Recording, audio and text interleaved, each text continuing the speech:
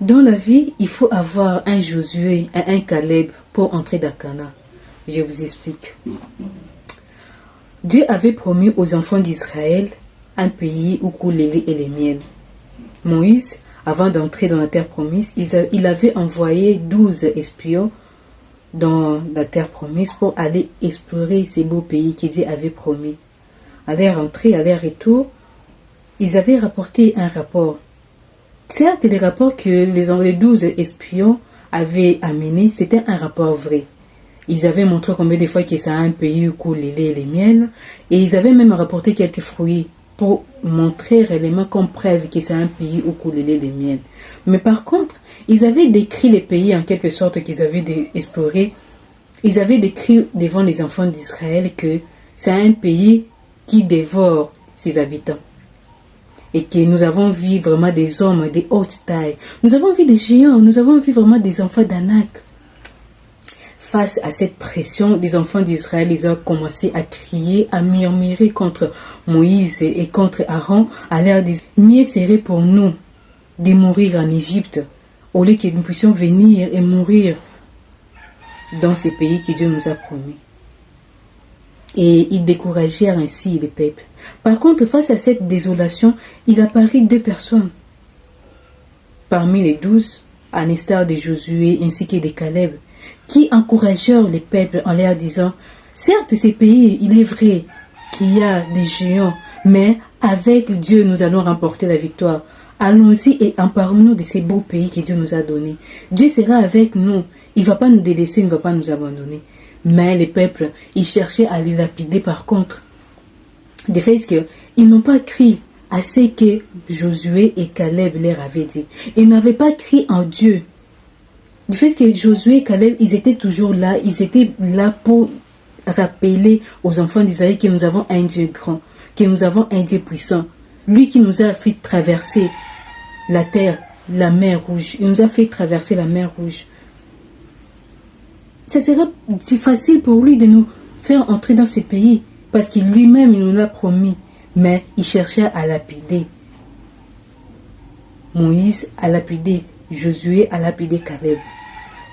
Par cet extrait, je voulais vous rappeler que nous, aujourd'hui, nous ne sommes pas de l'époque des Israélites, mais aujourd'hui, nous faisons face à des géants dans notre vie. Nous faisons face à des enfants d'Anak dans notre pays, qui peut être diagnostiqué, que nous pouvons être diagnostiqués positivement, avoir de lourdes maladies, diagnostiquées impossiblement, médicalement impossibles à traiter.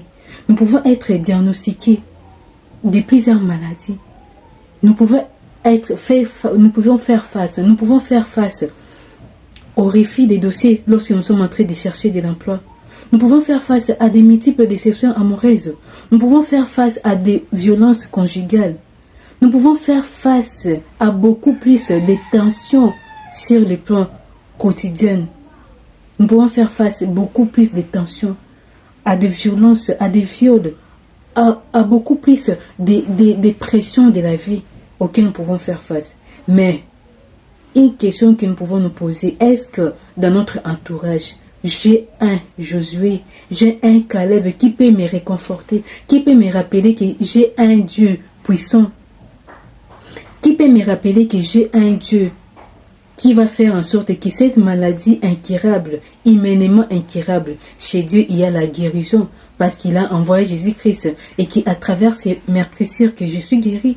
Est-ce que j'ai un Josué parmi mon entourage, un Caleb parmi mon entourage qui pourra me réconforter, qui pourra me rappeler que même si je n'ai pas un quelqu'un qui peut me booster dans un pays plein de corruption, qui fait en sorte que si tu n'as pas d'argent ou bien tu n'as pas une personne qui peut te booster à avoir un travail, mais chez Dieu, tu peux avoir un travail sans pour autant donner de l'argent, sans pour autant coucher avec un responsable, sans pour autant aller chercher des remèdes partout, mais chez Dieu, tu peux trouver un travail. Est-ce que tu as un Josué et un Caleb qui peut te réconforter que même si tu manques de la nourriture aujourd'hui, même si tu manques à manger aujourd'hui, certes, le Dieu là peut te chercher, peut te trouver à manger. Ou bien tu as les 10 autres espions qui pourra te décourager et te dire allons chercher un féticheur, allons couchons par-ci par-là pour que nous puissions avoir de l'argent pour satisfaire à nos besoins. Est-ce que tu as, c'est une matière à réfléchir, une matière à réfléchir. Eh bien, quelques actions, qu'est-ce que tu peux faire maintenant si tu as les 10 espions tout autour de toi et que tu n'as pas les 2 autres espions à l'instar de Josué et de Caleb? Qu'est-ce que tu peux entreprendre? Eh bien, c'est simple. Dieu avait fait en sorte que les 10 espions ne puissent pas entrer dans Canaan. Il l'avait explicitement, il l'avait très bien expliqué en disant que vous autres là, vous n'entrerez pas dans la terre promise parce que vous n'avez pas eu confiance en moi. Dieu leur a déraciné. Dieu leur avait dit explicitement que vous n'allez pas entrer dans la terre promise. Et je vous dis que vous allez les lire même en nombre. Ils n'ont pas entré. Toute cette génération n'ont pas entré dans la terre promise. Toute cette génération des 12 espions, même c'est leurs descendants, ils n'ont pas entré. Leur famille plutôt, ils n'ont pas entré dans la terre promise. Ils n'ont pas entré dans la terre promise.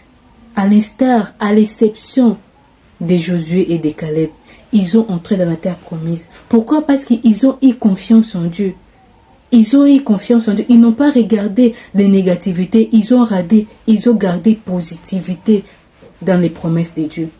Ils ont dit, certes, ce pays-là, c'est un pays, oui, où il y a des géants.